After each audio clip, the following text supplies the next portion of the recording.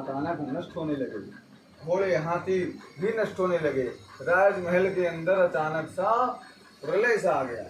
राजा मन में विचार करने लगे, अचानक ये मेरे साथ क्या हो गया? अभी तक तो ऐसा कुछ नहीं होता था, मैं तो सीधा जंगल से ही आ रहा था। शायद ऐसा तो नहीं भगवान का जो मैंने अपमान कर दिया इसी का ऐसा हो रहा हो।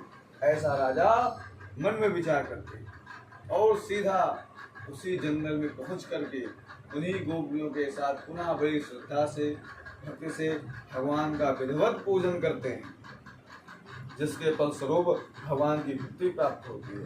भगवान के पुनः 100 पुत्र घोड़े हाथी को पुनः प्रदान करते हैं, राजा के समस्त पाप को क्षमन कर देते हैं और राजा को नाना प्रकार की धनादि प्रदान करते हैं। और श्री सूत जी कहते हैं कि जो कोई भी व्यक्ति इस दुर्लभ पुण्यमयी फल प्रदायी भगवान की कथा को भक्ति युक्त होकर सुनता है, उसे धन धान्य की प्राप्ति होती है।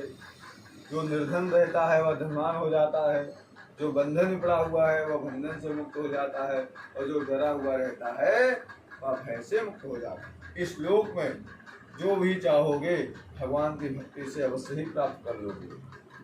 और जो कोई नित्य भगवान का पूजन करते हैं, उनके उस दिन के, उस माह के, उस वर्ष के समस्त पाप नष्ट हो जाते हैं। जो प्रत्येक दिन भगवान का पूजन करते हैं वे दूसरे दिन में वैकुंठ को प्राप्त करते हैं। जैसे कि सतानंद ने किया, सतानंद ने व्रत किया, व्रत के भाव से दूसरे जन्म में सुदामा बना।